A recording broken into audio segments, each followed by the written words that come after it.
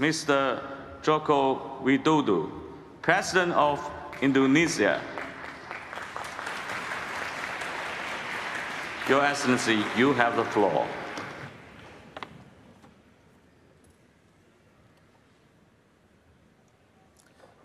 Yang Mulia Syekh Muhammad bin Zayed Al Nahyan, yang mulia para pemimpin.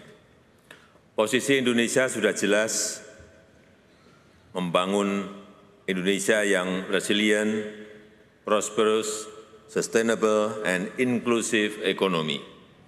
Kami ingin bekerja keras mencapai net zero emission di tahun 2060 atau lebih awal, sekaligus menikmati pertumbuhan ekonomi yang tinggi, kemiskinan dan ketimpangan yang terus diturunkan secara signifikan, serta lapangan kerja yang terus tercipta.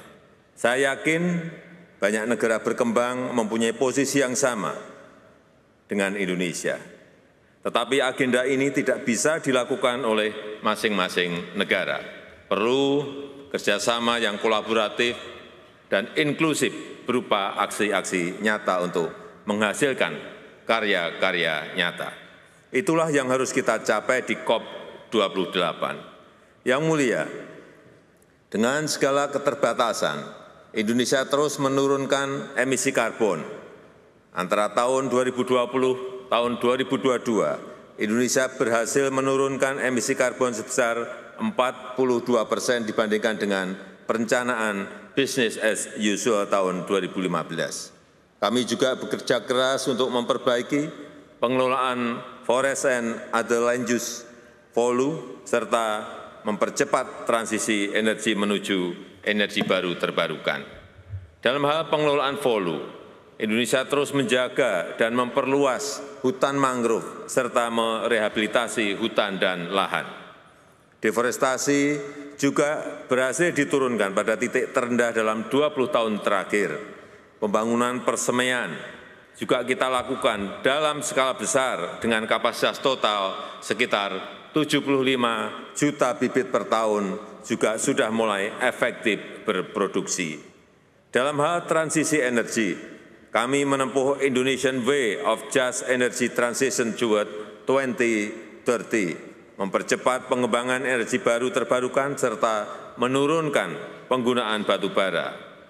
Pengembangan energi baru terbarukan terutama energi surya, air, angin, panas bumi, dan arus laut, serta pengembangan biodiesel, bioetanol, dan bioaftur juga semakin meluas. Saya baru saja meresmikan Cirata Floating Solar Power Plant terbesar di Asia Tenggara, menghasilkan 192 MW hasil kerjasama Indonesia dengan Uni Emirat Arab.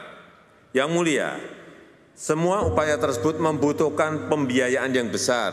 Negara-negara yang sedang berkembang tidak mungkin mampu melakukannya sendiri. Indonesia butuh investasi lebih dari 1 triliun US dollar untuk net zero emission 2060. Indonesia mengundang kolaborasi dari mitra bilateral, investasi swasta, dukungan filantropi, dan dukungan negara-negara sahabat. Kami juga telah mempunyai platform pembiayaan inovatif yang kredibel, bursa karbon, mekanisme transisi energi, sukuk dan obligasi hijau, pengelolaan dana lingkungan hidup dari research-based payment. Bank-bank pembangunan dunia, MDBS, harus meningkatkan kapasitas pendanaan transisi energi dengan bunga rendah. Target Paris Agreement dan net zero emission hanya bisa dicapai jika kita bisa menuntaskan masalah pendanaan transisi energi ini. Dari situlah masalah dunia bisa diselesaikan. Terima kasih.